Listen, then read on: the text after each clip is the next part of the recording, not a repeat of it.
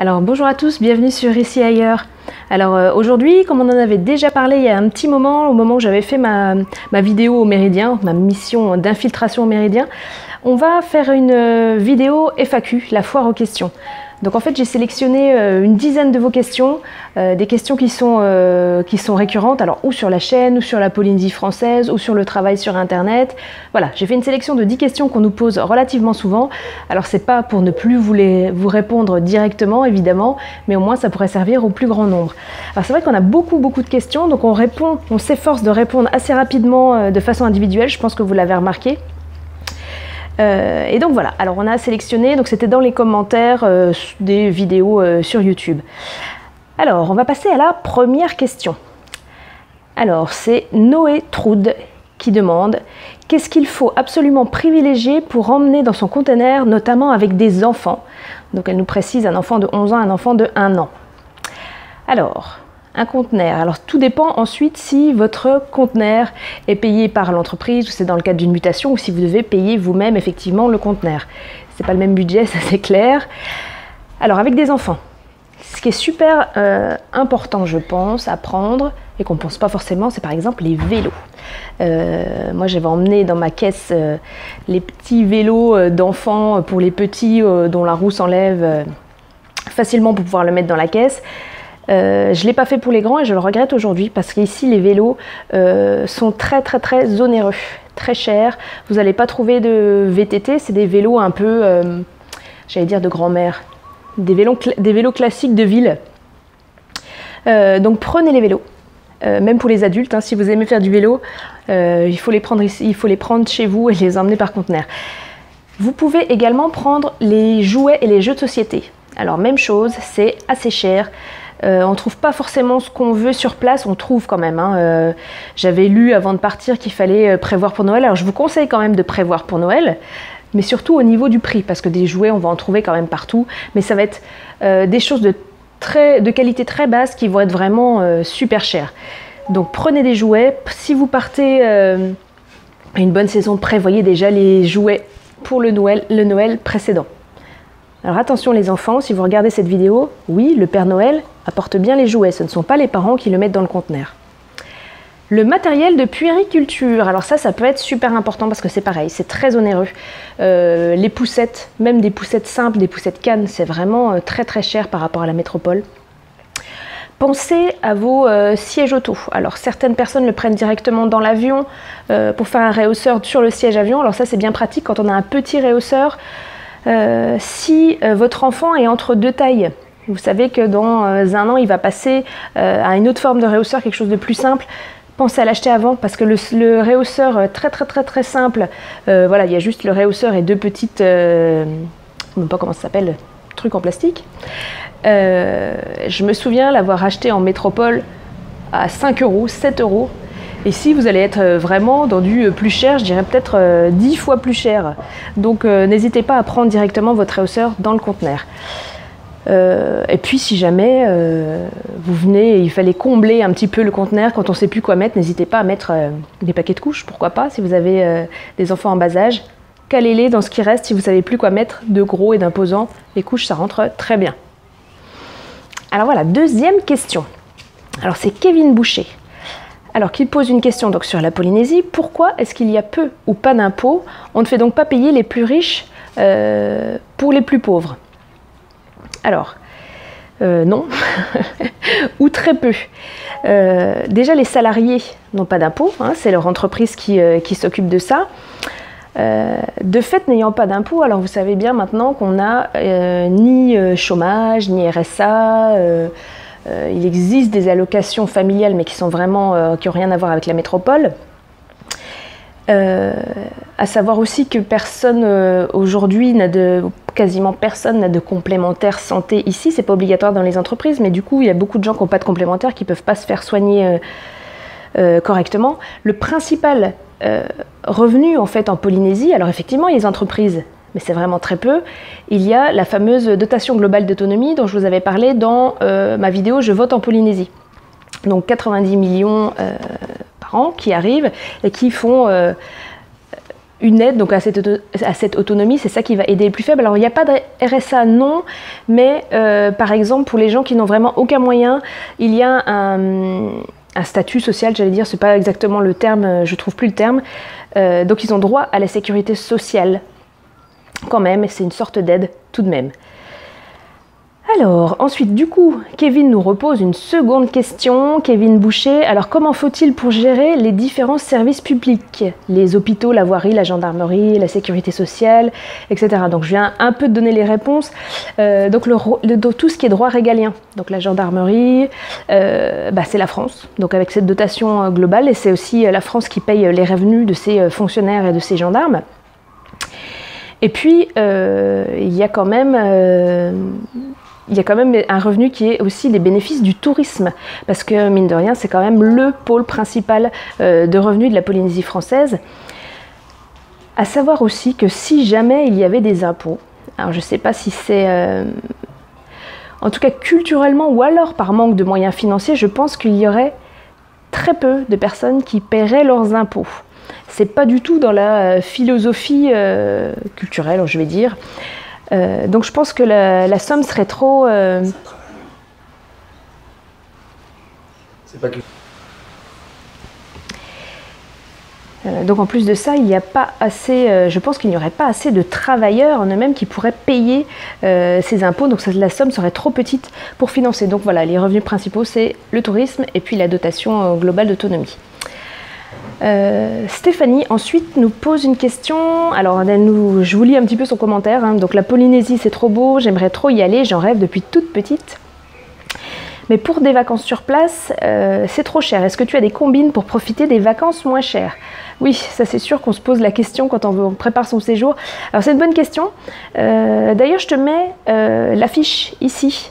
D'une vidéo qui a été faite qui s'appelle Comment réussir ses vacances de rêve en Polynésie française. Alors il y a effectivement plein de combines, tu les découvriras parce qu'il y a plusieurs façons de passer ses vacances, hein, ou dans un hôtel de luxe, mais il y a aussi bien d'autres moyens de passer ses vacances comme ça. Donc je te laisse aller voir cette vidéo. Alors, question numéro 5, Isabelle. Alors, super travail, félicitations. On ne voit plus Sébastien sur les vidéos. Est-ce qu'il va en refaire? Mais alors, vous en avez marre de ma tête? Non, alors c'est vrai que Sébastien, il se consacre plus au développement des formations. Alors, les seules vidéos où vous allez le voir, où vous le voyez à chaque fois, c'est lors des formations ou des présentations des formations. Et puis, c'est vrai qu'il a d'autres projets qu'ici et ailleurs.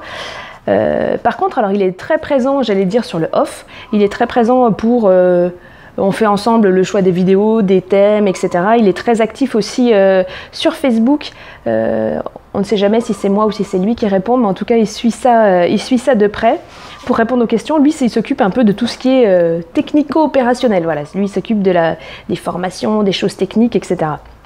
Donc, il est en train, là, de voir pour lancer un nouveau concept pour la réalisation de contenu sur le style de vie, sur l'organisation personnelle, se faire des revenus sur Internet ou des revenus passifs. Donc voilà, en ce moment, il est en train d'étudier tout ça. D'ailleurs, si ça vous intéresse, n'hésitez pas à laisser un commentaire. On vous fera une présentation d'ici peu de ce nouveau projet. Je vais passer à la question suivante. Aïe, aïe, aïe, j'ai peur d'écorcher ton nom, Ariel. Ah, je suis désolée. Kazmedjak. Bon, je suis désolée si jamais j'ai écorché ton nom de famille. Voilà, alors je suis vos vidéos régulièrement, c'est très instructif, bravo pour votre travail. Quel est le meilleur moyen pour se déplacer sur Tahiti? Bon, ça va être assez simple, ça va être auto, scooter, vélo. Il ne faut pas compter sur les transports en commun. Bon, évidemment, le train, ça n'existe pas. Le bus, qu'on appelle le bus ici, on ne peut pas forcément s'y fier. S'il est plein, il ne vous prendra pas. Les horaires ne sont pas forcément fixes. C'est un petit peu compliqué. Donc voilà, auto, scooter, vélo. Le vélo, c'est super quand on est en proximité. Si vous voulez aller chez le Chinois faire 3 courses. Voilà, il y a beaucoup de gens en vélo. Alors, il faut faire attention au niveau de la sécurité. Parce qu'ici, les cyclistes sont des deux côtés de la route. Alors, je parle aussi pour les automobilistes. Il faut vraiment faire super attention. Et puis, voilà, c'est dangereux dans le sens où aussi certains cyclistes vont carrément sur la voie rapide. Alors, attention. à pied, en vélo, bref. Donc si vous voulez amener votre vélo, prenez-le, ça va être quelque chose de proximité. Ensuite, on avait parlé donc de la voiture. Alors la voiture c'est top dans le sens où faut pas oublier qu'il y a une saison des pluies qui existe ici. Alors la saison des pluies, évidemment, c'est quand même mieux d'être à l'abri avec les fenêtres fermées ou légèrement entrouvertes parce que mine de rien il fait chaud quand même. Après ça aussi, le revers de la médaille, c'est que vous allez avoir un problème de circulation. Si vous n'êtes pas dans le bon sens de circulation, alors par exemple pour aller travailler le matin vers Papeete ou le soir pour repartir vers l'ouest ou l'est, vous allez avoir un souci et vous allez connaître les bouchons. Donc vous pouvez être pris pendant 1 heure, 1 heure et demie dans un bouchon et ça faut quand même le savoir. Bon, tout dépend où est-ce que vous travaillez bien sûr, mais en général en direction de Papeete et de la ville, ça va poser un petit souci. Alors ensuite, le scooter. Alors le scooter, je pense que c'est le plus facile, hein, ça s'insère dans la circulation assez facilement. En revanche, bon, on en a déjà parlé, donc la saison des pluies, ça peut être embêtant. Si vous arrivez et que vous avez l'habitude d'être motard ou l'habitude d'avoir un scooter, n'hésitez pas à emmener avec vous vos vêtements de pluie. Parce qu'on ne trouve pas forcément de qualité identique ici sur place. Ça va être plutôt un style de Kawaii, pour ne pas citer de marque. Vous avez aussi d'autres choses, mais disons que ça va être assez cher. Si vous avez déjà le matériel, prenez-le avec vous. Ça sera quand même plus économique et ça sera plus confortable. Par contre, attention, scooter, c'est quand même super dangereux.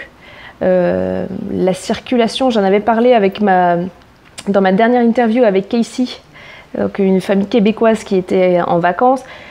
Attention, c'est pareil, les scooters doublent à droite, à gauche. On n'est quand même pas super protégé sur un scooter. Voilà, maintenant, à vous de faire votre choix. Alors ensuite, question suivante. 7e question, je me suis tout fait des petites fiches, attention. Abracadabox qui nous dit comment ça se fait que des vidéos qui ont mis du temps, qui ont dû mettre du temps à se préparer, comme Je vote en Polynésie, je vous mettrai la fiche ici si vous voulez voir, sont moins vues et moins likées.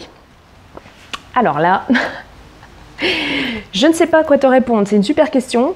C'est vrai qu'on a des vidéos qui ont vraiment énormément de vues, et c'est des vues sur lesquelles on n'a fait absolument pas de recherche. Alors par exemple, je vous donne un exemple tout bête. En février dernier, lorsqu'il y a eu les inondations, on a eu énormément de vues. Et on n'a rien fait, on n'a rien vu, on n'a rien dit du tout. Donc voilà, aucune recherche. Alors, je sais pas, il y a d'autres choses, on a fait plus de travail, on a moins de vues. Maintenant, je pense qu'on va justement, on y réfléchissait également à ce genre de vidéo. Et on s'est dit qu'on va peut-être faire bientôt une vidéo un peu atypique, un peu humoristique. On va tester une vidéo de merde, entre guillemets, et voir si elle fait plus de vues que nos vidéos plus sérieuses. On en reparlera plus tard et puis vous verrez bien cette vidéo, ça sera un petit test. Toujours Kevin qui nous pose beaucoup de questions. Est-ce qu'il y a une taxe d'importation sur les véhicules venant de la métropole? Alors je répondrai oh oui. Alors, lorsque tu emmènes une voiture, c'est soumis au dépôt d'une déclaration de douane. Donc, le tarif après, tu as un calcul de base de la taxation plus un calcul des droits et taxes éligibles où le taux est vraiment super haut. Plus ta voiture est ancienne, plus tu vas payer cher. Alors en fait, ce premier calcul de base, c'est le coût de ton véhicule, donc à l'Argus, le coût de l'assurance et le fret. Ensuite, s'ajoute à ça des taxes. Alors, des taxes qui vont servir, taxes à l'environnement, aux travaux sur les routes, aux douanes, etc. Alors, j'ai pris un petit exemple, par exemple une Clio. Une Clio qui vaut encore ou seulement 3 000 € à l'Argus. La faire venir ici te coûtera entre 7 000 et 8 000 €. Donc voilà, ça te donne un peu une idée. Un autre exemple, un véhicule européen qui a plus de 5 ans, qui vaut encore 8 à 10 000 € à l'Argus, ça va te coûter à peu près la même chose, 8 à 10 000 € pour la faire venir ici. Alors après, ça paraît cher, mais c'est peut-être aussi une question qui se réfléchit. Parce que ici, que ce soit les véhicules d'occasion ou neufs, sont vraiment très chers. Et ça peut aussi valoir le coup, si vous venez pour un certain temps, d'emmener votre véhicule et de vendre au départ votre véhicule ici. vous allez quasiment le vendre comme si vous n'aviez pas roulé avec, tellement les prix sont importants. Voilà, donc ça c'est quelque chose à réfléchir. 9e question. Dan Ben Orchestra. Bonjour, vos vidéos sont carrément excellentes. À quand le prochain Facebook Live avec Sébastien et sur quel thème? Alors c'est vrai que nos 2 Facebook Live ont bien marché. C'est vrai que là on a réfléchi un petit peu, et puis c'est vrai que plusieurs personnes ont acheté des formations pour gagner de l'argent sur internet, pour travailler en voyageant, et puis certains ont déjà des petites entreprises, ils viennent de commencer, ils commencent à monter, et donc on voudrait creuser un petit peu le sujet. Donc Sébastien va sûrement faire bientôt dans un mois et demi, un prochain Facebook Live où il va creuser un petit peu ce sujet. Donc pour les gens qui ont déjà commencé, qui sont déjà lancés et qui commencent à avoir un petit business, voilà, pour devenir digital nomade, pour pouvoir voyager en travaillant ou travailler en voyageant, ça c'est vous qui choisissez. Donc voilà, il est en train de recenser toutes les questions qu'on a eues là-dessus pour faire un petit sujet, pour faire ce Facebook Live. Et puis d'ailleurs, Dan Ben Orchestra, je sais que tu as déjà commencé cette activité, tu nous avais contacté. Tu nous as contacté déjà il y a un petit moment, même avant qu'on mette en place ici et ailleurs. Donc voilà, il a franchi le cap. Alors je vais lui laisser, s'il le souhaite, dévoiler un petit peu ce qu'il fait, s'il a envie, dans les commentaires. Il n'y a pas de souci, tu peux dévoiler. Je te laisse la primeur de la chose. Donc voilà, mais on t'attend en tout cas pour le prochain Facebook Live, si ça t'intéresse qu'on réponde à tes questions précisément sur ce sujet-là. Alors, la 10e et dernière question, alors c'est Sébastien. Alors, bonjour Delphine, super ces vidéos, je mesure bien l'évolution qu'il y a eu et les travaux qu'il a fallu. Comment envisages-tu l'avenir dans ton job et l'avenir dans ici et ailleurs? Alors c'est vrai que j'ai 3 projets en simultané et un qui me prend beaucoup de temps en ce moment et qui surtout me tient à cœur particulièrement. Donc moi je continue à faire donc, les vidéos en collaboration avec Sébastien sur ici et ailleurs. Mais c'est vrai que là j'ai eu un gros travail pour lancer ma nouvelle chaîne. Donc si ça vous intéresse, je vous mettrai le lien en dessous. Donc si vous ne me connaissez pas encore, moi je suis de formation naturopathe. Et donc j'ai lancé ma chaîne YouTube et puis surtout le gros du travail c'est le site internet. Donc je suis en train de le mettre en place, il commence à s'étoffer petit à petit et ça me demande pas mal de travail, mais c'est vrai que c'est quelque chose qui me tient particulièrement à cœur. Je continue néanmoins donc les vidéos ici et ailleurs et puis je suis en train de me remettre en route pour étoffer un petit peu la chaîne Expat et compagnie, donc qui nous parle des gens français ou francophones expatriés dans le monde entier. Donc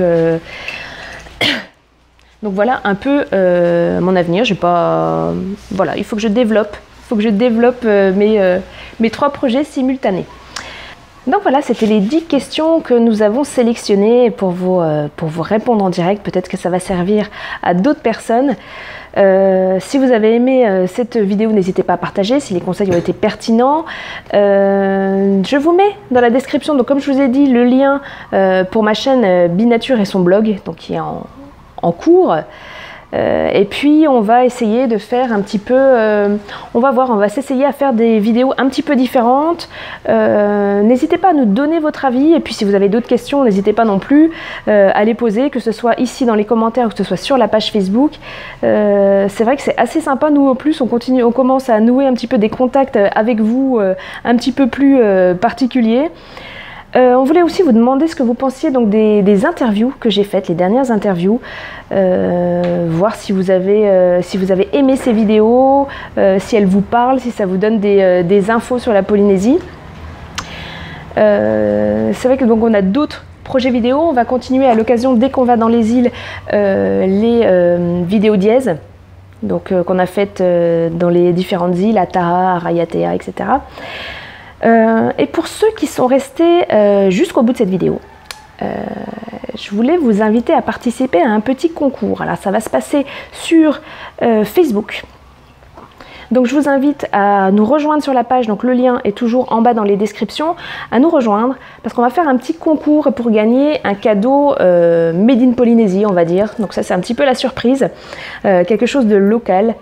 Donc il va falloir, ça va être la semaine prochaine de lundi à samedi je pense, avec un petit tirage au sort. Donc si ça vous tente, n'hésitez pas à venir nous rejoindre, vous aurez tout le règlement sur la page Facebook. Quelle autre info? Sébastien est bientôt en France, donc du côté de La Rochelle, et je crois qu'il a prévu un petit repas entre les abonnés et également avec des Polynésiens qui vivent sur place. Donc si ça vous intéresse, envoyez-nous un MP, alors que ce soit ici sur YouTube ou que ce soit sur Facebook, il n'y a pas de souci. Et puis je pense qu'il prévoira une petite vidéo de cette rencontre. Donc je vous dis à très bientôt, et puis voilà, likez, partagez comme d'habitude et abonnez-vous. Nana!